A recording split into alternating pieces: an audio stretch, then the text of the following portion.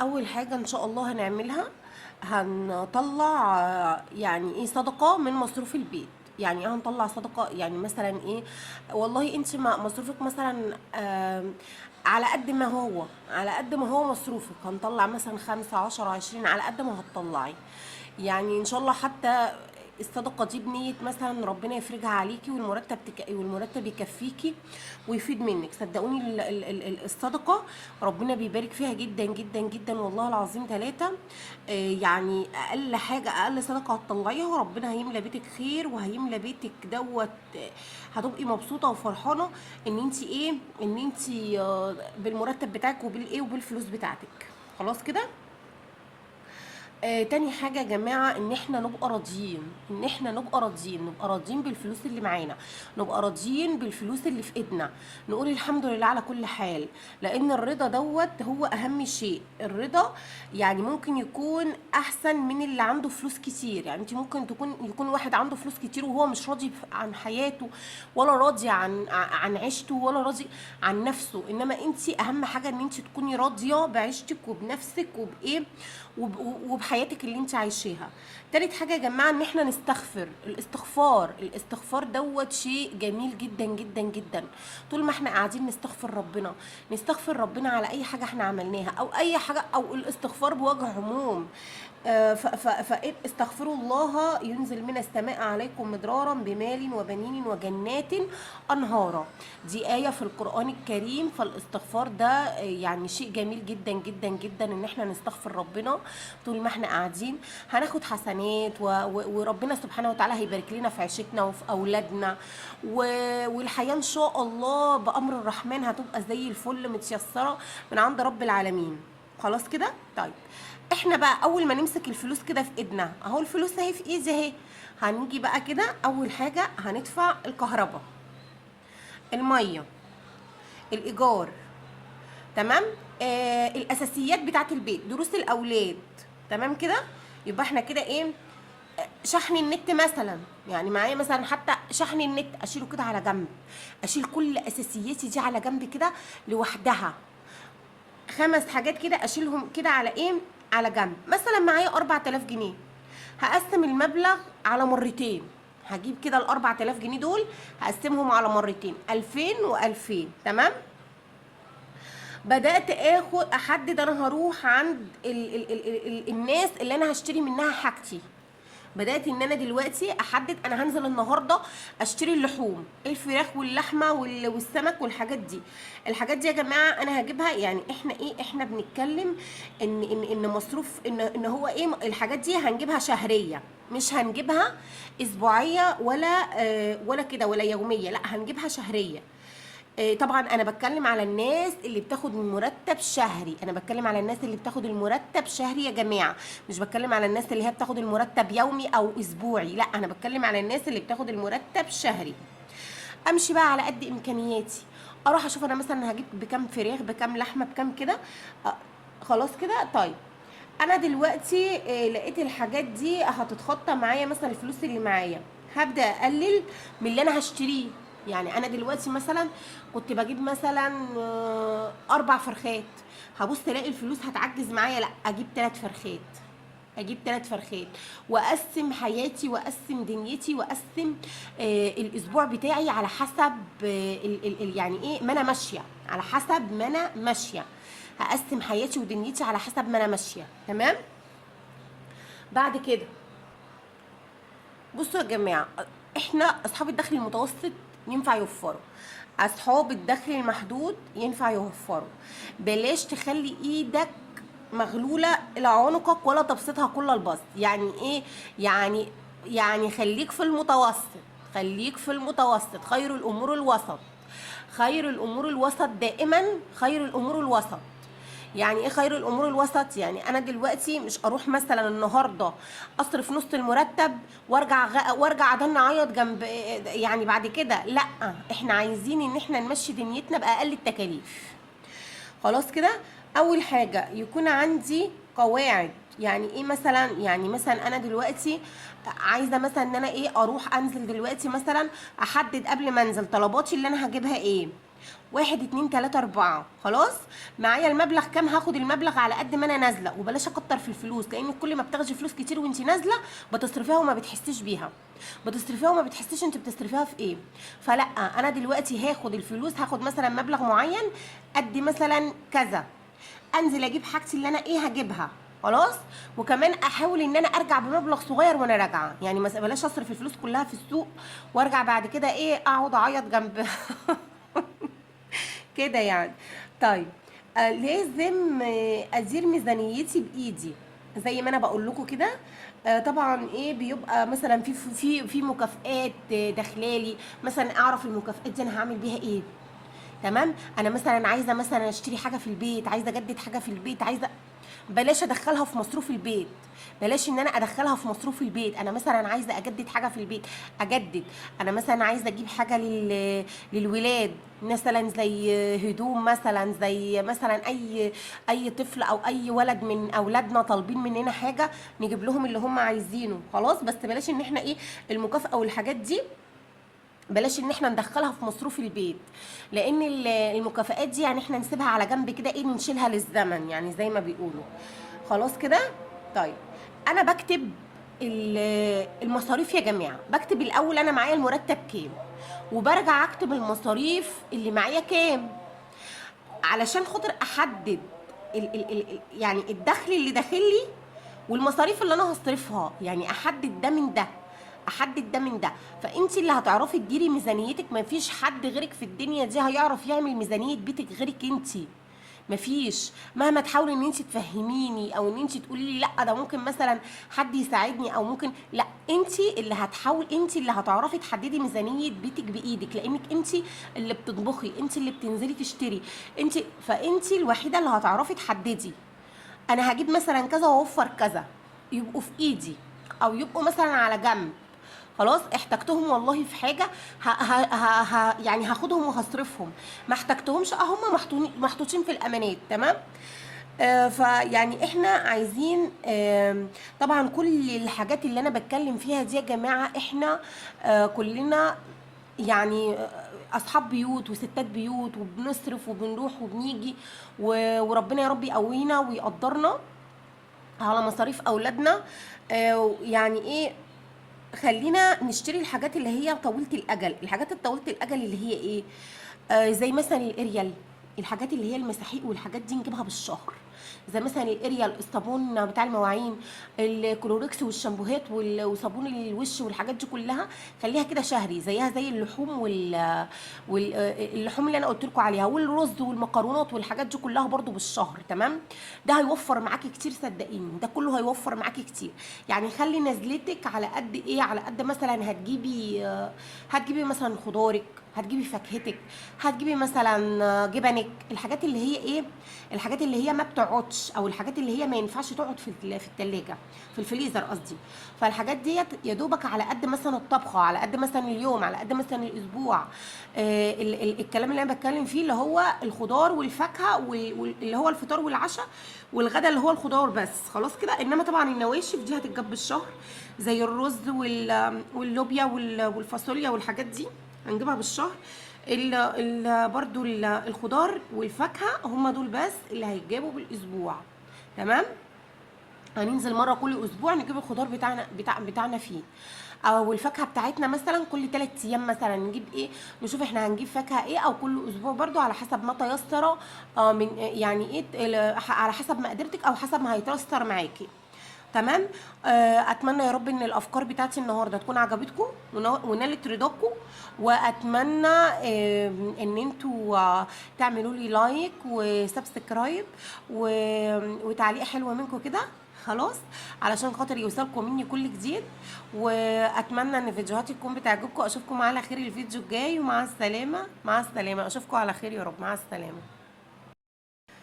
السلام عليكم ورحمة الله وبركاته. ازيكم يا حبايب قلبي؟ عاملين ايه النهارده؟ يا رب تكونوا بخير، في صحة وفي سعادة وفي راحة بال من رب العالمين. اتمنى لايك، اشتراك في القناة، شير للفيديو عشان يوصلني منكم كل جديد، وتفعيل زر الجرس طبعا. دلوقتي انا جايه هعمل لكم النهارده فيديو جديد. ازاي يا جماعه نعرف نتعامل مع اولادنا علشان خاطر مش يكرهونا، وعشان خاطر مش نسبب لهم ازمات نفسيه. طبعا الضرب ممنوع. يعني لازم نخليه يختار حاجته. خلاص، اول حاجه لازم نخليه يختار صحابه، لازم نخليه يختار لبسه. بس طبعا احنا مش يعني مثلا لو في صاحب او صاحبه مش كويسه لابنك، يعني احنا مثلا هنيجي معاها بالتدريج، مش معانا ومع نشأتنا ومع البيئة بتاعتنا، فما ينفعش ان احنا نكلمها او ما ينفعش، فنجيبها لها بالتدريج كده. تمام.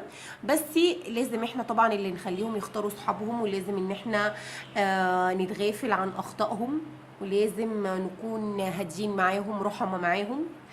آه طيب انا دلوقتي هاجي اقول لكل اب مثلا بعيد عن ولاده طول النهار في الشغل، تعالى بالليل كده مثلا العب مع ابنك 10 دقايق. 10 دقايق بس، انت طول اليوم مش موجود في البيت، وطول اليوم هو مش حاسس ان انت موجود معاه. هل الاب مثلا جيب بيصرف وبس؟ لا طبعا، كلمة اب دي كلمة كبيرة جدا. هو محتاج لك، محتاج لحنانك، محتاج لحبك، محتاج ان هو يقعد ويتكلم معاك ويتناقش معاك، محتاج كل حاجة منك. مش يعني مش كل حاجه الفلوس يا جماعه، ومش كل حاجه ان انت مثلا بتحب ابنك ان انا رايح معاه مثلا اجيب له حاجه، رايح معاه. لا، مش هو ده الحب يا جماعه. الحب ان انا اطبطب على ابني، ان انا اقول له حبيبي انا بحبك، ان انا لما اجي اتكلم معاه افهمه بالراحه المقاييس، علشان طبعا احنا عايزين اولادنا يحبونا. مش ان انا مثلا اجي اقول له لا الحاجه دي هي الحاجه دي، يا اما بلاش. لا، يعني انا دلوقتي مثلا لو معايا مبلغ معين ونازل اجيب لابني مثلا بنطلون او قميص او تيشيرت عشان خاطر يلبسه، او بنتي، وانا مش عايزه ولادي مثلا يشتروا ازيد من الرينج اللي انا حاطاه ده، فانا هاجي كده مع ابني او بنتي بالراحه كده اقول لهم ايه، اقول لهم يا ولاد تعالوا انا معايا مثلا مبلغ في رينج كذا، فانتوا تختاروا اللي انتوا هتختاروه، يبقى في الحدود اللي انا عاملاها دي، في حدود المبلغ اللي انا عاملاه ده، ما يتحداش المبلغ ده. انما مش انا مثلا انزل اجيب له البنطلون او القميص او الحاجه اللي هو هيلبسها بدون اختياره، ده ما ينفعش، لازم اخده معايا. خلاص، انا مثلا في حدود، ولو انا مش هنزل معاه وهو مثلا نزل مع اصحابه يشتري مثلا البنطلون او التيشيرت دوت، اديله مثلا اقول له انا معايا كذا، خلاص خد انت بقى الفلوس دي وتصرف فيها. شوف انت هتجيب ايه، هتجيب بنطلون، هتجيب قميص، هتجيب، شوف اللي انت عايزه وهات الحاجه اللي انت عايزها، بس في حدود الرينج ده، ما تطلعش عن مثلا الايه الرينج ده. تمام. بس هتديله حريه الاختيار، ان هو اللي يختار، ان هو اللي يجيب الحاجه اللي على مزاجه. خلاص كده. طيب احنا يعني ايه تتكلم معاه، تقعد تتكلم مع ابنك، تشوف مشاكله، ايه اللي مزعله، ايه اللي مضايقه. تقعد مثلا تستمع لكلامه لما يجي يتكلم معاك، تقعد تستمع لكلامه. هل الكلام اللي انت بتقوله دوت مثلا، اسمعه، اسمعه، شوف عايز يقول لك ايه، عايز يوصل لك ايه. خلاص. طيب اضحك في وشه. الابتسامة في وجه أخيك صدقة. اضحك في وش ابنك، مش حرام ان احنا نضحك في وش اولادنا، والله والله ما حرام ان احنا نضحك في وش اولادنا. اضحكوا في وش اولادكم يا جماعه، مش على طول نرفزه وعصبيه لازم برضو اكيد في ساعة كده بتبقى فيها ساعة رضا، في ساعة كده بتبقى فيها ساعة. احنا طبعا بنتكلم على الناس اللي هي على طول عصبية وضرب وتزعيق وشد، ومفيش ابدا ان هي يعني بتتعامل مع اولادها غلط، بتتعامل مع اولادها غلط. خلاص، لا احنا مش عايزين كده. احنا يعني انت لما ابنك يحس ان انت بتبتسم في وشه وبتحبه، مش مأيده ومش عامل له يعني كده، ابنك نفسه هيحكي لك على كل حاجه، كل حاجه هيحكيها لك. شاركه مثلا في هواياته، شوف هو بيحب ايه، بيحب يتعلم ايه، بيحب يقرا ايه، بيحب يلعب ايه، بيحب يروح فين، بيحب مثلا ايه الحاجه اللي هو بيحبها، شاركوا فيها. علشان خاطر خرجوا مع بعض شويه، تمشوا مع بعض شويه. طبعا الكلام ده للاباء وللولاد، وحتى للامهات وللبنات. الكلام ده للبنت وللولد. احنا ما عندناش دلوقتي فرق بين البنت وبين الولد يا جماعه، ده ابنك ودي بنتك، ده ليه حق عليك ودي ليها حق عليك، خلاص. بس لو يعني احنا بنحاول ان احنا نعرف اولادنا باسلوب كويس، باسلوب بالراحه، باسلوب هادي، من غير عنف، لان العنف دوت بيسبب الكره عند الابناء للاباء. يعني انت مثلا في ابن ممكن تيجي تساله تقول له هو انت بتحب مثلا والدك؟ يقول لك لا ما بحبوش. تقول لك طب باباك بيجيب لك كل اللي انت عايزه، هل انت بتحبه؟ يقول لك لا ما بتحبوش. هتقول لك طب ايه السبب؟ هيقول له لانه ما عودنيش ان انا اختار اي حاجه في حياتي، كل حاجه هو اللي بيعملها بمزاجه، كل حاجه. فبلاش السيطره يا جماعه، حب السيطره وحب التحكم ده شيء مش كويس خالص بالنسبه للولاد. تمام. طبعا الفيديو ده انا عاملاه بالنسبه للناس اللي بيتحكموا في ولادهم وبيتحكموا لدرجه النفس اللي هما بيتنفسوه. طبعا ده حاجه قاسيه جدا وحاجه غلط جدا، ان كل حاجه يعملوا فيها كده، يعملوا معاهم كده. فربنا يتولانا برحمته ان شاء الله ويحنن قلوب الاباء اللي زي كده على ابنائها، علشان خاطر برضو يعني احنا طالبين من ربنا سبحانه وتعالى رحمته، وطالبين ان هو يزرع الرحمه في قلب الاباء وفي قلب الامهات اللي كده. تمام. طيب، عاوز ابنك بيحبك بجد، اعمل يعني ايه الحاجات اللي انا هقولك عليها دي.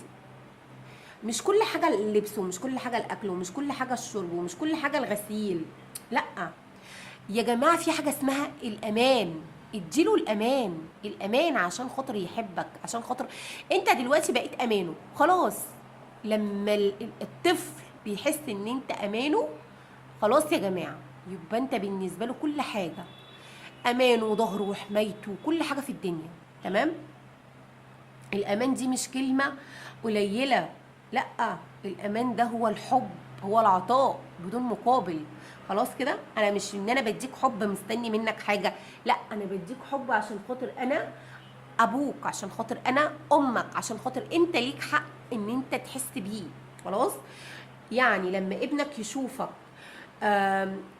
ما يخافش منك، لازم يحبك، لازم يجري في حضنك ويترمي فيه علشان خاطر يحس بالامان. بلاش الخوف يا جماعه. المس ابنك كده وطبطب عليه وخده في حضنك وشوف هو هيبقى معاك ازاي. ما تحاولش ان انت تنتقده في كل حاجه، حاول ان انت تقول له لا انت ايجابي في الحاجه دي. انت لو قلت لابنك انت ايجابي في الحاجه دي، هو هيحاول ان هو ينمي عنده الايجابيه في الحاجه دي وهيبقى كويس فيها. اما لو جيت مثلا قلت لابنك لا انت مثلا سلبي في الحاجه دي، او انت صفتك كذا، صدقني هو هيبقى كده فعلا. انما انت لو جيت مثلا قلت لابنك انت شاطر، انت شاطر في الماده دي، او انت شاطر في الحاجه دي، او انت مثلا بتعرف سلوكك حلو في الحاجه دي، طبعا ابنك ساعتها هي يعني سبحان الله، سبحان الله، سبحان الله، ابنك هو بياخد الصفات منك انت، من كلامك، من طريقتك، من طريقه تعاملك معاه. خلاص. طيب، خليكي بقى، خلي ابنك قاعد بيذاكر كده يا ست الكل، وتعالي كده روحي جايه عامله له كوبايه عصير وقول له اتفضل يا حبيبي كوبايه العصير دي اشربها. والله العظيم 3 دي كبيره قوي قوي قوي عند الابن او البنت. خلاص. كبيره قوي قوي، يحسوا بحنيه امهم عليهم، يحسوا ان هي يعني ماما شوف انا عشان خاطر قاعد بذاكر ماما جابت لي كوبايه العصير لغايه عندي، لازم حتى اجتهد، لازم حتى اعمل اللي عليا عشان خاطر افرحها، عشان خاطر افرح قلبها. ربنا يا رب يفرح قلوبنا جميعا. خلاص. تقبل ابنك بكل اللي فيه، بشكله، بطبعه، علشان يحس انك متقبله. يعني ايه تقبل ابنك بكل اللي فيه؟ شكله، تصرفاته، اوضاعه، افعاله. مش لازم مثلا ان احنا كل حاجه فيها شد، وكل حاجه فيها عصبيه، وكل حاجه فيها ضرب، وكل حاجه فيها عنف. لا، بلاش يا جماعه العنف. خليه يشعر ان انت بتحبه وبتقدره وبتحترمه، علشان خاطر لما يشعر ان انت بتقدره وبتحترمه وتركز على ايجابياته مش سلبياته. حاول ان انت تبتعد عن سلبياته خالص وتفهمه سلبياته بشكل ايجابي. يعني هاتله الايجابيه من خلال سلبياته دي، هاتها بطريقه ايجابيه علشان خاطر هو يستجيب معاك ويغير من سلبياته. انا النهارده اتكلمت معاكم شويه. اتمنى ان الفيديو يكون عجبكم ونال رضاكم، واتمنى من كل واحد، من كل اب ومن كل ام، بجد ان انتوا تشعروا اولادكم بالامان وبالحب وبالعطف، علشان خاطر هم كمان يحسوا بيه. انا عارفه ان المسؤوليات اللي في الزمن اللي احنا فيه ده صعبه، بس هم مالهمش ذنب، هم مالهمش ذنب ان احنا المسؤوليات بتاعتنا صعبه، وان المسؤوليات بتاعتنا على كتافنا. هم مالهمش ذنب يا جماعه. اتمنى ان الفيديو يكون عجبكم ونال رضاكم، واتمنى ان انتوا تشتركوا في القناه وتفعلوا زر الجرس عشان يوصل لكم مني كل جديد، واشوفكم على خير الفيديو الجاي، ومع السلامه. باي باي. السلام عليكم ورحمة الله وبركاته. ازيكم يا حبايب قلبي؟ عاملين ايه النهارده؟ يا رب تكونوا بخير. وحشتوني قوي قوي من الفيديو اللي فات. واتمنى تكونوا يا رب في اتم صحة وفي احسن حال. الفيديو اللي فات كنت عملت لكم اللي هو ازاي هنمشي طول الشهر، هنجيب متطلبات بيتنا ازاي. والفيديو على فكرة عجب ناس كتير، الحمد لله يا رب، الحمد لله. وتعالوا بقى النهاردة هنتكلم عن ازاي توفقي بين شغلك وبيتك واولادك. تمام. طبعا احنا ربنا سبحانه وتعالى كرمنا في القرآن الكريم. ربنا سبحانه وتعالى قال إن كرمنا بني آدم. يعني لازم تكرمي نفسك زي ما ربنا سبحانه وتعالى كرمك. انتي الحمد لله ربنا كرمك واداكي، يعني كبرتي واشتغلتي وبقيتي ام وصاحبة اولاد وصاحبة وربة، يعني صاحبة منزل وصاحبة شغل وصاحبة مسؤولية. فانتي لازم تكرمي نفسك زي ما ربنا سبحانه وتعالى كرمك. طيب، احنا يا جماعة يعني لازم نفسنا تبقى غالية عندنا، لازم نفسك تبقى غالية عندك. يا ريت نفسك تبقى غالية عندك علشان يعني تقدري نفسك وتحبيها. مش تدنك تدي تدي تدي من غير مقابل، كده غلط. انتي لما تدي من غير مقابل بعد كده الناس هتدوس عليكي، بعد كده اولادك هيدوسوا عليكي، اقرب الناس هيدوسوا عليكي. انما انتي لازم تعرفيهم ان انتي ليكي حق عليهم، لازم تعرفيهم ان انتي زي ما انتي بتشتغلي وبتتعبي وبتروحي شغلك وبتيجي تعملي اكل وبعد كده بتسهري تذاكري لهم، وبعد كده لا لا، انا مش شغاله، معلش انا مش سامعه بحترك عشان الاخرين، لا انا كمان ليا حقوق وليا واجبات وعليا واجبات انا كمان، خلاص كده. فانتي لازم تقدري نفسك وتحبيها وتديها حقها علشان تقدري تسعدي اللي حواليكي. قدري نفسك في بيتك ومع اولادك. تمام كده. طيب، احنا يعني اغلبيه اللي بيشتغلوا دول بينزلوا من البيت الساعه 8 الصبح. فطبعا واحدة بتصحى مثلا، يعني واحدة شغلها الساعة 8 هتنزل، يعني هتصحى أقل حاجة 6. طب هتصحي 6 ليه؟ طبعا أولادك في المدرسة، عايزة تنزلي أولادك قبل منك، عايزة تعملي سندوتشات، عايزة تجهزي مثلا حاجة للغدا. طيب بصي بقى يا حبيبة قلبي، من غير ما تفكري ولا تحتاري احنا هنعمل ايه علشان خاطر مش تروحي الشغل وترجعي ما تعرفيش تعملي حاجة وتبعتي تجيبي دليفري في الحياة الغالية اللي احنا فيها دي، والفلوس ما تقضيش لاخر الشهر ومش عارفه، والمواصلات والاولاد بصي بقى يا ست الكل يلي بتشتغلي، ربنا يعينك ويقويكي. ويعني مش عايزه اقول لك قد ايه انت بتتعبي، وقد ايه انت بتمشي، وقد ايه انت بتروحي، وقد ايه انت بتيجي، وقد ايه انت بتقدمي رساله في شغلك علشان غيرك يستفيد. ربنا يعينك على حالك وربنا يرزقك وينصرك. بصي يا ست الكل يلي بتشتغلي يا حبيبة قلبي، انا احنا مقدرين تعبك ومقدرين مجهودك ومقدرين ان انتي بتتعبي وبتروحي وبتيجي وربنا يعينك ويقويك على اللي انتي فيه، وبترجعي برضو على بيتك وعلى اولادك وعلى جوزك. فالدنيا بصراحة مع اللي بيشتغلوا دول الله يقويهم ويعينهم، بيقدموا رسالة جميلة جدا للمجتمع، وطبعا بيفيدوا غيرهم في شغلهم، الله يقويهم ويعينهم. احنا لازم نحفزهم. انا عامله مخصوص الفيديو ده علشان خاطركم، علشان خاطر اشكركم على اللي انتوا بتعملوه للناس طبعا، وكمان علشان خاطر يعني اللي في بيوتكم، اللي هم ولادكم وازواجكم يقفوا جنبكم. لان بصراحه ست البيت اصلا بيبقى عليها يعني عليها حمل، البيت والاولاد ده حمل كبير يا جماعه والله. انا بكلم كل راجل بقول له يعني كل راجل مراته بتشتغل بقول له احمد ربنا ان مراتك بتشتغل وبتدخل لك دخل وبتساعدك في البيت، ولازم انت برضو تقف جنبها وتكون رحيم بيها وتكون يعني ودود اليها وترحمها، لان ربنا سبحانه وتعالى قال وجعلنا بينكم مودة ورحمة. ما تجوش عليها بالجامد يا جماعة.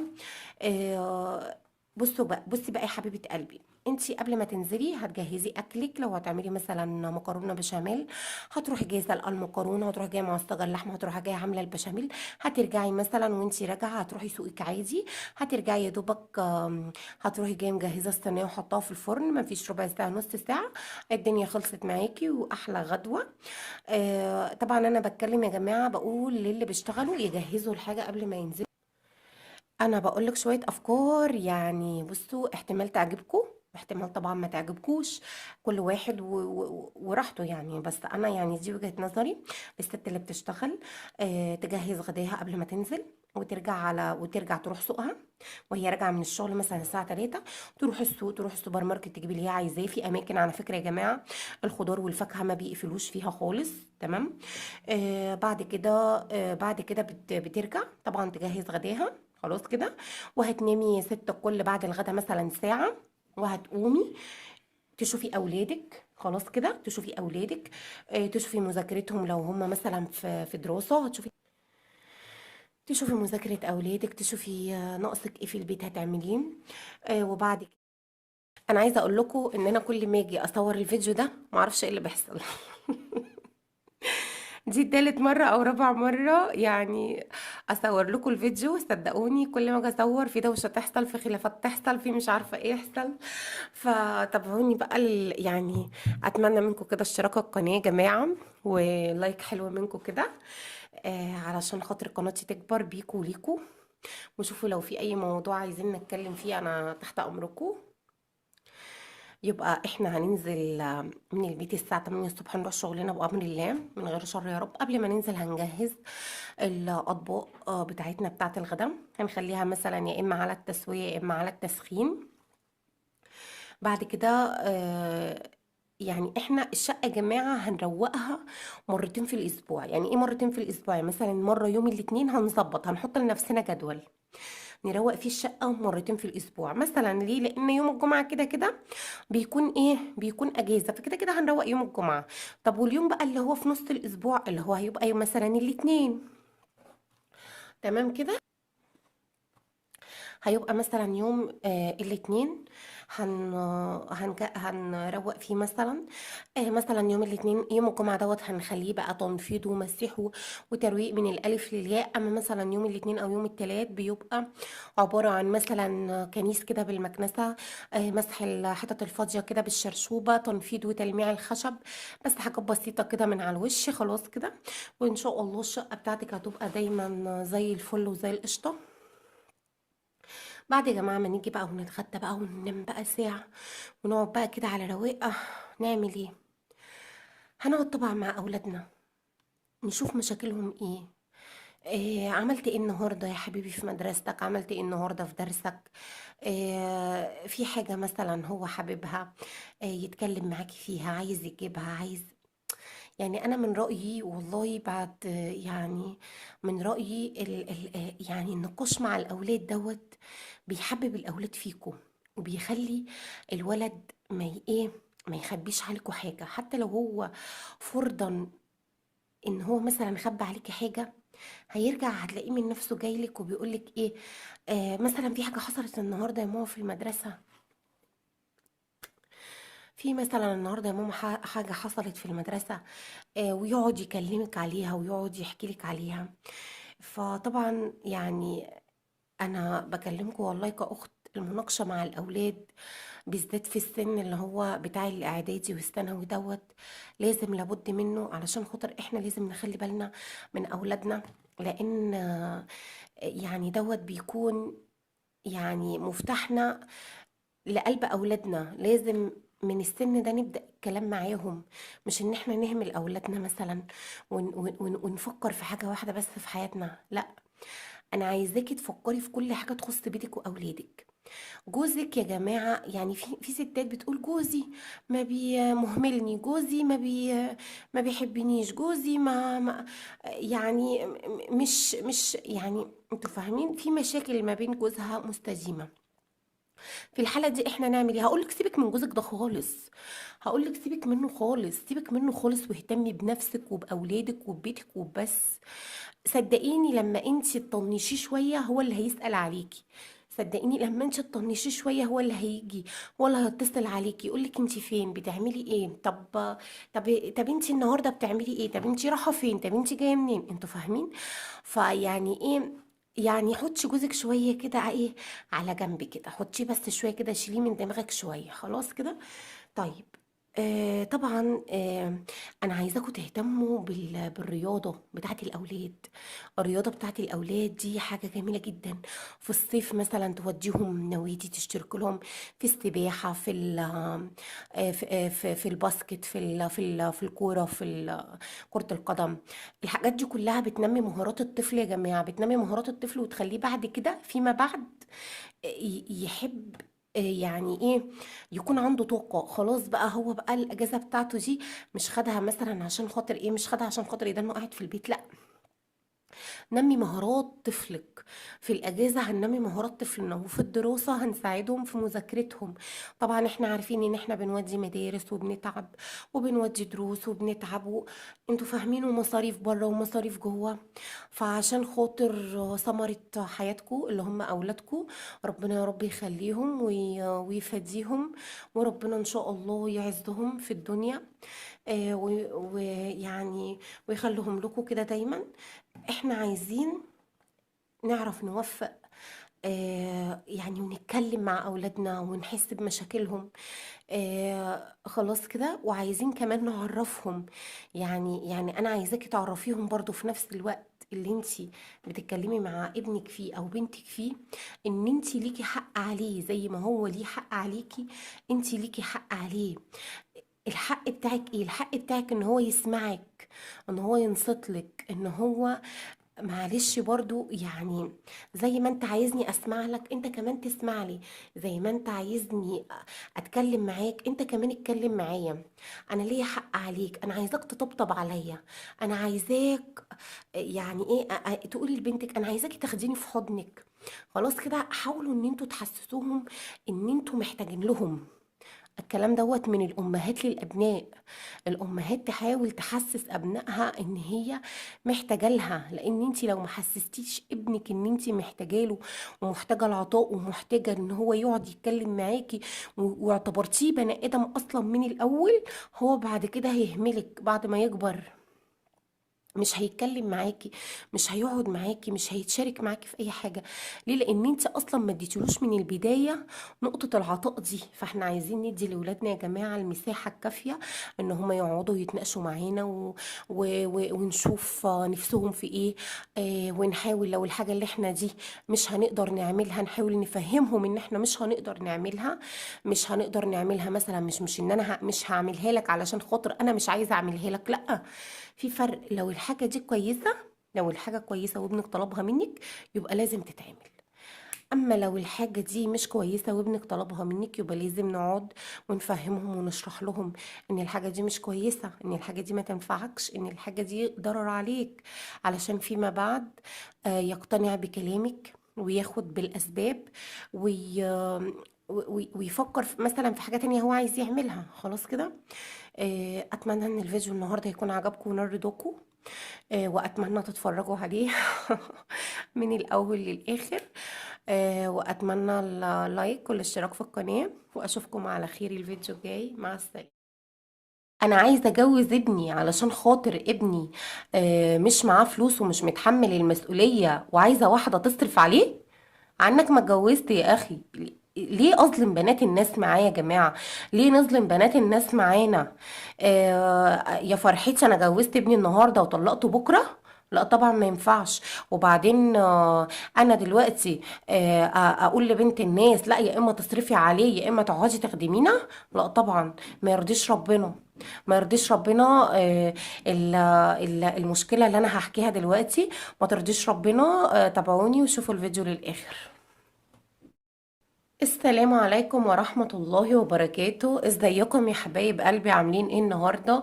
يا رب تكونوا بخير وفي صحة من رب العالمين. يا رب. يعني قبل ما ابدأ الفيديو عايزة بقى اشتراك كده ولايك حلو منكم وتعليق حلو منكم كده واشتراك في القناة. عايزاكم تنوروني وتشرفوني في قناتي.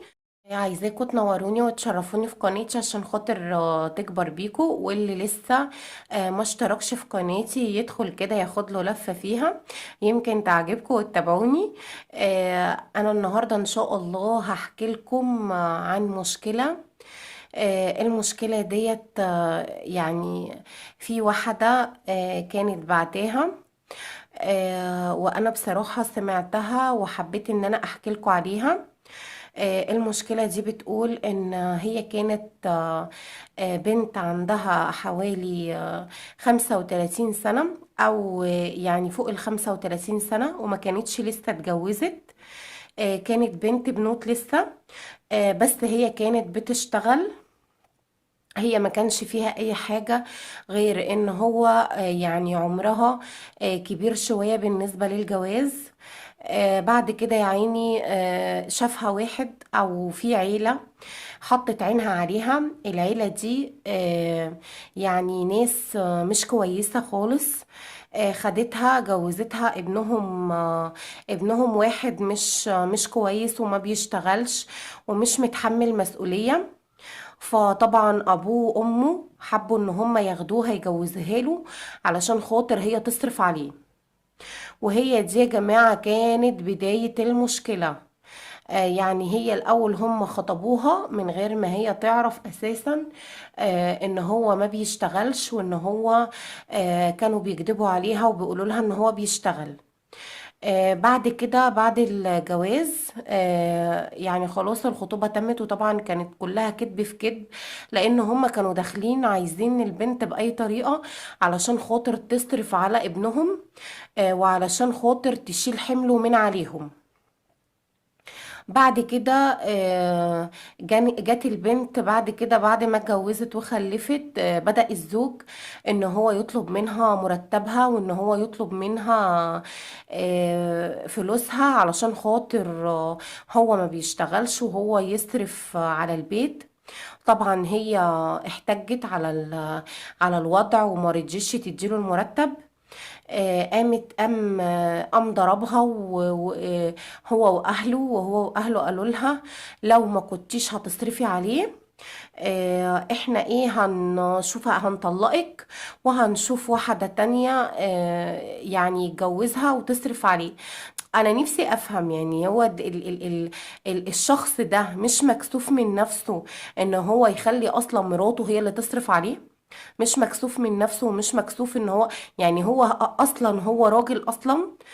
انا ما يتهيأليش ان هو راجل، مع احترامي لكل رب اسره بيصرف على بيته يعني مع احترامي طبعا لكل الرجاله الاصيله اللي بتصرف على مراتاتهم وشايلينهم طبعا ومكرمينهم. البني ادم ده طبعا مش راجل، وهي اختارت او هم اختاروا عيلة الولد او عيلة الشخص دوت، اختاروا البنت دي علشان خاطر هي بتشتغل. المشكلة دلوقتي ان هو عمل لها ازمة نفسية للست يعني. هي بعت مشكلتها اساسا، انا سمعت مشكلتها بصراحة قلت لازم اعرضها لكم لان انا اصلا زعلت. هي يعني بعتها بتقول انا اتطلق ولا ايه. فطبعا الرد عليها كان تتطلق لان دوت بني ادم غير سوي. وهو بيعمل كده، وخصوصا كمان ان العيله قالت لها يا تقعدي وتخدمي. خلاص انت هتقعدي وتخدمي، يا اما تقعدي وتخدمي يا اما تدينا المرتب بتاعك والفلوس بتاعتك واحنا نصرف فيكي ونتحكم فيكي. طبعا ده كلام حماها وحماتها واخوات الشخص اللي هي متجوزاه. طبعا يا جماعة دي حاجة ما ترضيش ربنا اساسا. دي حاجة يعني ربنا يا رب يعيننا، يعني ربنا سبحانه وتعالى يرحمنا وما يكتب علينا يا رب خالص.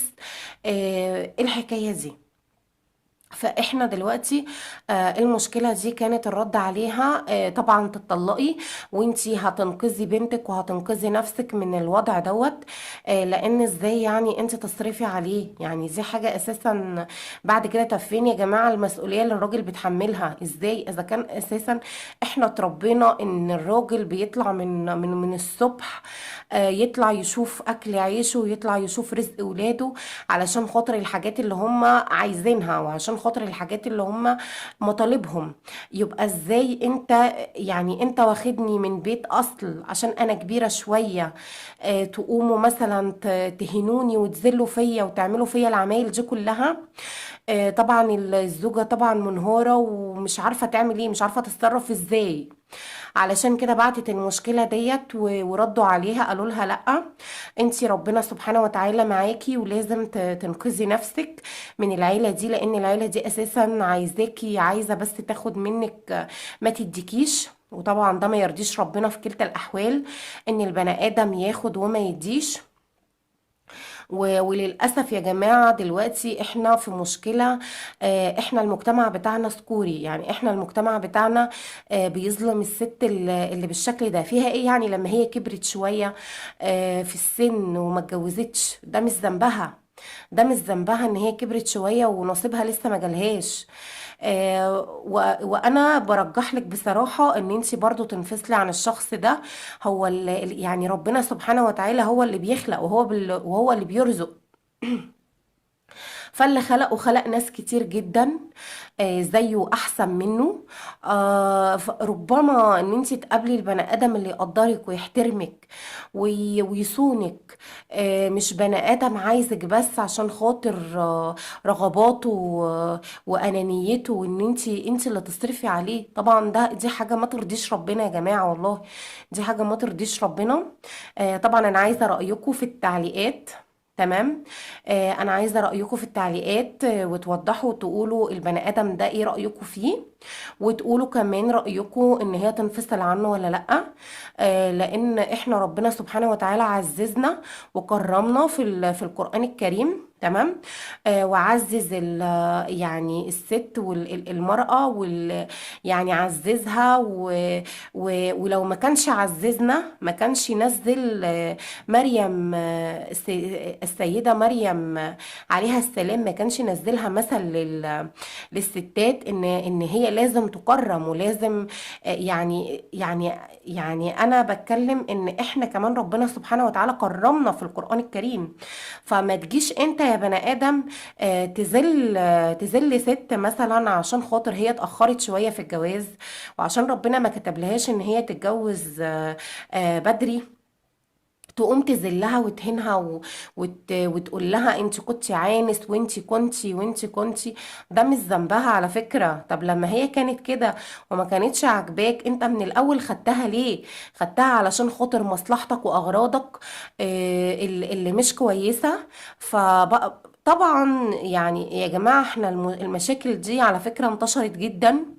اللي هي من النوعيات دي ان الراجل، يعني انا دلوقتي كمان بشوف في رجاله بتطلع ستاتها تشتغل في البيوت وتقعد وتستنى وتستنى يا رب يعافينا ويحفظنا من اللي انا بقوله دوت، وتستناهم كمان ترجع لهم بعلبه السجاير عشان خاطر يشربوها.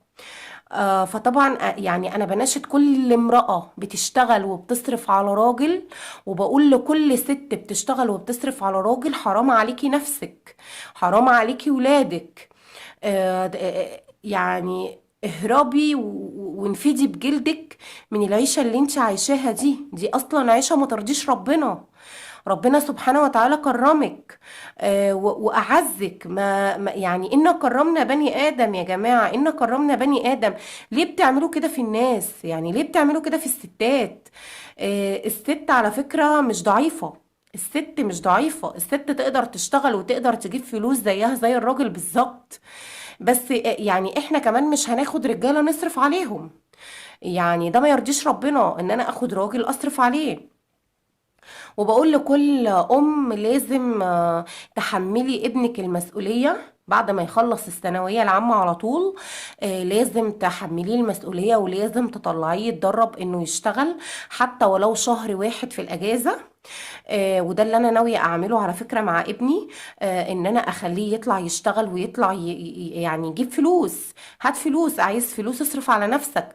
طبعا هو مش هيصرف على نفسه الفلوس كلها، بس حتى يعني ايه، تحسسه بالمسؤولية، تحسسه بقيمة ان هو عايز حاجة هو يقدر ان هو يعملها لنفسه. ما نعودش ولادنا يا جماعة، ما نعودش ولادنا ان كل حاجة تبقى مجابة ليهم.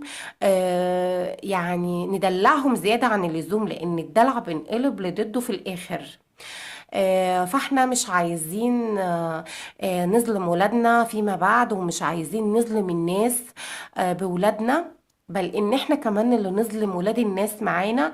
يعني انا بصراحة بقول حسبي الله ونعم الوكيل في دول البشر وفي دول ناس وضعهم بالوضع ده، وبيعملوا كده في بنات الناس. علشان ايه؟ علشان خاطر الفلوس. يعني البني ادم اللي بيجيب الفلوس يا جماعه، مش الفلوس اللي بتجيبنا. البني ادم هو اللي بيجيب الفلوس. وزي ما الفلوس بتيجي على فكره، ممكن اي حاجه تيجي يعني الحب برضو بيجي، الولاد برضو بيجوا، بس إلا يا جماعة ذل البني آدم. اللهم أعزنا ولا تذلنا.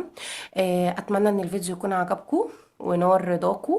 وأتمنى يعني ان انتوا تشتركوا في القناة وتفعلوا الجرس عشان يوصل لكم مني كل جديد.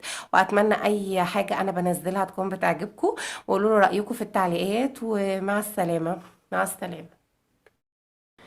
انا مديري في الشغل بيأذيني بكلامه، بيعمل لي بيعمل لي مثلا وقف خصم يومين، بيعمل لي مثلا وقف عن العمل.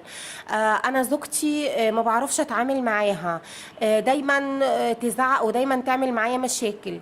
انا زوجي دايما بيتعصب، ودايما بيضرب، ودايما بيشتم، ودايما بخيل معانا في فلوسه وفي مشاعره، ودايما بيهنا وبيقلل مننا قدام الناس. طبعا دي كلها شخصيات مؤذية، شخصيات سامة في مجتمعنا. تمام. سواء مديرك في الشغل، سواء زوجتك او زوجك، سواء حماك او حماكي، سواء دي اسمها شخصيات مؤذية، واحنا لازم نعرف نتعامل معاها ازاي. وان شاء الله هنقول في الفيديو دوت كلام يفيدكم. وتعالوا نشوف الفيديو بيتكلم عن ايه. السلام عليكم ورحمة الله وبركاته. ازيكم يا حبايب قلبي؟ عاملين ايه النهاردة؟ يا رب تكونوا بخير، في صحة وفي سعادة وفي راحة بال من رب العالمين. وحشتوني قوي من الفيديو اللي فات. عايزة لايك واشتراك في القناة وتعليق حلو كده منكم. يا جماعة اللايك بيرفع لي الفيديو علشان خاطر المشاهدات والساعات اللي عندي. تمام. علشان خاطر قناتي دلوقتي واقفة وعايزة افعلها من اول وجديد. بصوا حبايبي، انا النهارده منزله لكم فيديو حلو قوي قوي قوي، ازاي اتعامل مع الشخصيه المؤذيه في المحيط اللي انا عايشه فيه. يعني ايه في المحيط اللي انا عايشه فيه؟ يعني في بيتي معايا شخصيه مؤذيه في بيتي، او في محيط العمل اللي انا بشتغل فيه، او في عيلتي اللي انا عايشه معاها في قلب بيتي، سواء كان من الزوج، سواء كان من الحما او الحمايه او الحما، سواء كان من الاخوات، سواء كان من الاب او الام. فاحنا يا جماعه في شخصيات مؤذيه كتير طبعا احنا بنتعامل معاهم. بس في ناس بتتاثر كتير قوي، بتتأثر كتير قوي بالشخصيات المؤذية اللي هي عايشة معاها.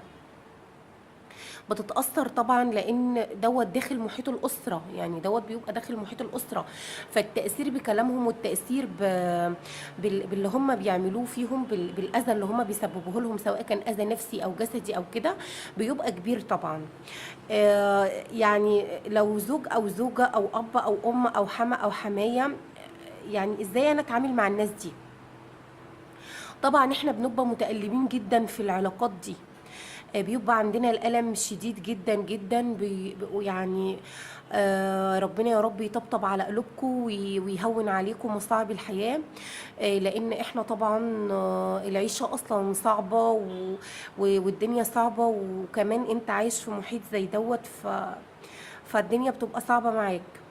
فان شاء الله بصوا احنا مش عايزين نتصدم، احنا مش عايزين نتصدم ان احنا عايزين قاعدين مع شخصيات زي دي، وكل مرة نقول لا ده هو ما يقصدش، ده هو غلطان، ده هو مثلا شوية وهيرجع تاني، ده هو طيب، ده هو بس عشان خاطر زعلان ومتنرفز بيعمل الحاجات دي. فهي احنا كل شوية بنطبطب على نفسنا، وكل شوية بنبقى عايزين نثبت لنفسنا ان هما مش كده، بس للأسف هما شخصيات سامة، واحنا بنبقى عايشين معاهم تحت ضغط كبير. بلاش يبقى عندك مشاعر حساسة وعواطف بالنسبة للشخصيات اللي انت عايش معاهم، الا في حدود طبعا دي حاجة صعبة، يعني دي حاجة صعبة، انا بطلب منكم حاجة صعبة. هتقولوا لي ازاي ما احبش جوزي، ازاي ما احبش ابويا، ازاي ما احبش امي، ازاي ما عم بقول لكوش ما تحبوهمش، انا بقول لكم حددوا علاقتكم بيهم، لان تحديد يا جماعه العلاقه بيهم هيحسن من علاقتكم انتوا بنفسكم، هيحسن من نفسيتكم. ما نقعدش كل شويه يا جماعه نجلد في نفسنا، نجلد في ذاتنا، نقول لا احنا غلطنا، احنا عملنا، احنا اللي غلطنا، احنا اللي وصلناهم لكده. مفيش حد بيوصل حد لحاجه هو مش عايزها، مفيش حد بيتعامل مع حد الا ويكون عايز يعامله المعامله دي، مفيش حد بيأذي حد من غير، يعني بصوا يا جماعه ساعات الاذى بيكون غير مقصود، بس لو الاذى ده بشكل مستمر بيكون مقصود. تمام. وما نعتذرش، مش عايزاكم تعتذروا ابدا، انا مش عايزاكم تعتذروا، مش عايزاكم تندموا على حاجه عملتوها وترجعوا تعتذروا عليها.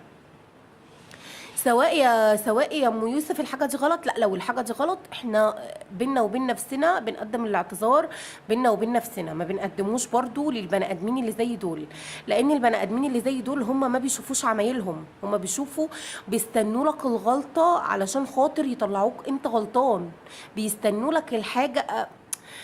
شفت انت عندنا مثل مصري بيقول لك ايه، حبيبك يبلع لك الزلط وعدوك يتمنى لك الغلط. فدول بالنسبة لنا أساسا يا جماعة مش، يعني مش أحباب، هم إحنا بالنسبة لهم عدوين، إحنا بالنسبة لهم عايزين ضحية، أو عايزين شخص يدنهم يستنزفوا في طاقته، ويدنهم يستنزفوا في حياته، ويدنهم يستنزفوا في صحته، ويدنهم يستنزفوا في فلوسه، ويدنهم ما عندهمش اساسا حاجه اسمها رحمه، ما عندهمش اساسا حاجه اسمها ان انا البني ادم دوت انا متعايش معاه او متعايش معاها، ان دول بني ادمين، هم اساسا ما عندهمش عواطف، العواطف دي بالنسبه لهم ميته، مفيش. مش عايزاكوا يكون عندكوا شعور متناقض، احبه ولا اكرهه، لا، ولا تحبه ولا تكره، خليك ماشي كده، خليك ماشي كده، ما تحبش ولا تكره، حتى في تصرفاتك. احبه مثلا لانه امي وابويا، ولا اكرهه علشان هو بيأذيني؟ لا، احنا مش عايزين نكره، احنا عمرنا ما هنكره الاب والام والزوج والاخت اللي في محيطنا دول، عمرنا ما هنكرههم، بس احنا هنتعلم نتعامل معاهم ازاي، احنا هنتعلم نتعامل معاهم ازاي. طبعا الشخصيات المؤذية دي يا جماعة بتحاول ان هي تقلل من قيمتك طول الوقت، تتهمك بالتقصير طول الوقت، تظن فيك ظن سلبي طول الوقت، مفيش خالص، دايما تقارنك بالاخرين، انت بتعمل كذا، انت بتعملش كذا، شوف كذا بيعمل ايه، شوف فلان بيعمل ايه، شوف. طبعا نقد دائم ومقارنة بالاخرين طول الوقت. طبعا انا كل اللي انا بتكلم فيه دوت يعني ايه، بقول لكم ان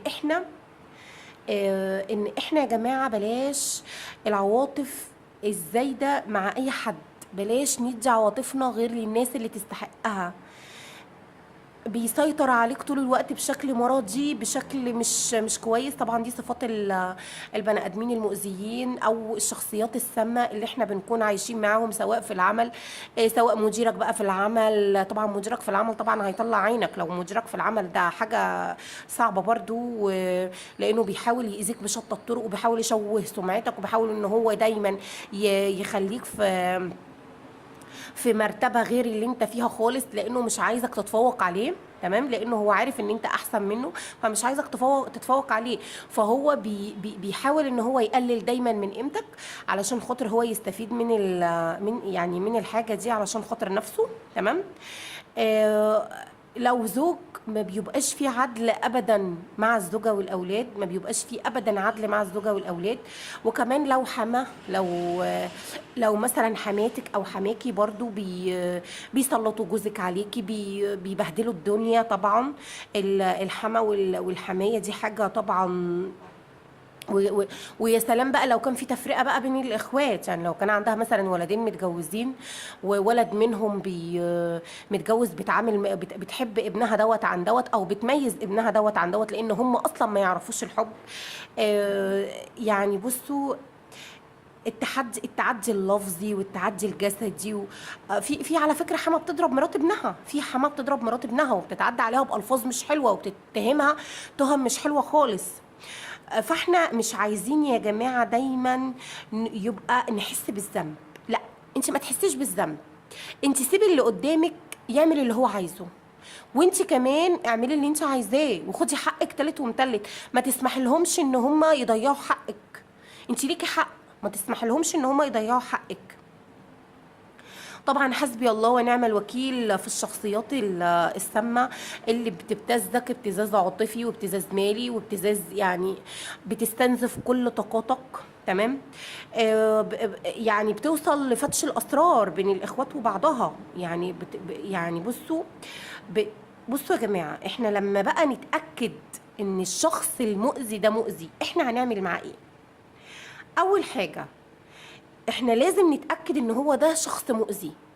هنتاكد ان ده شخص مؤذي، يعني هو ده شخص اصلا شخصيته سامه. لازم امنع نفسي بالتعلق من الشخصيه المؤذيه دي. لازم مش عايزه اتعلق بالشخص ده.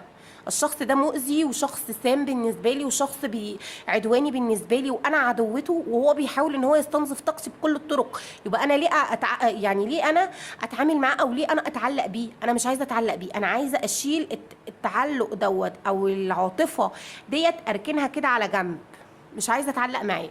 تمام. الخوف يا جماعه، بلاش تخاف من اللي حواليك.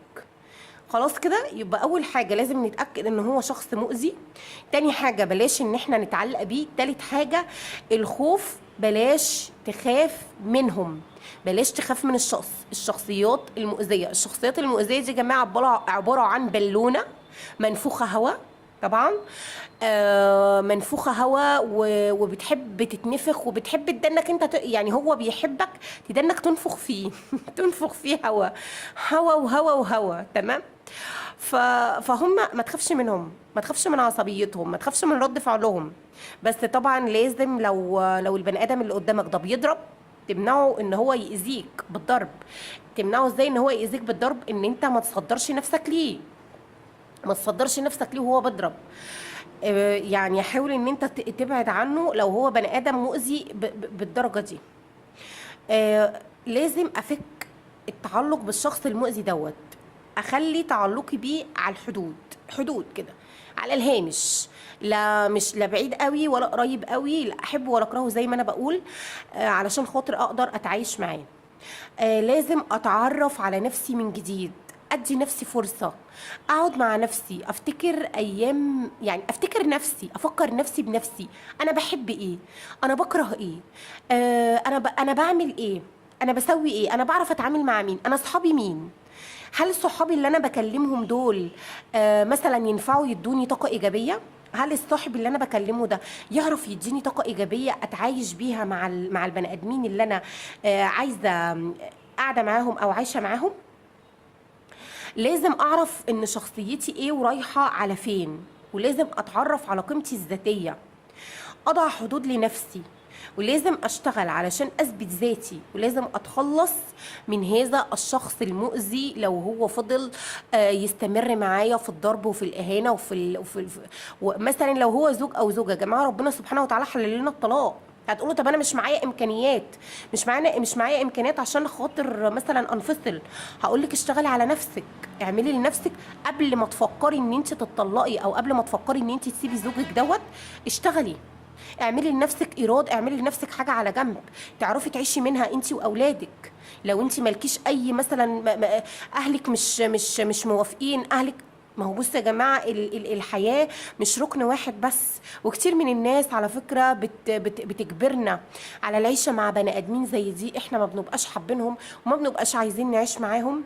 وطبعا في الاخر انا بقول ربنا يطبطب على قلوبكم، وربنا يا رب ينور بصيرتكم، وربنا يعني بصوا وكفى بالله وكيلا، وكفى بالله وكيلا، وكفى بالله شاهدا، وكفى بالله نصيرا. في الاخر بقول لكم ربنا يطبطب على قلوبكم، واتمنى ان الفيديو يكون عجبكم ونال رضاكم، واشوفكم على خير ان شاء الله الفيديو الجاي. مع السلامه.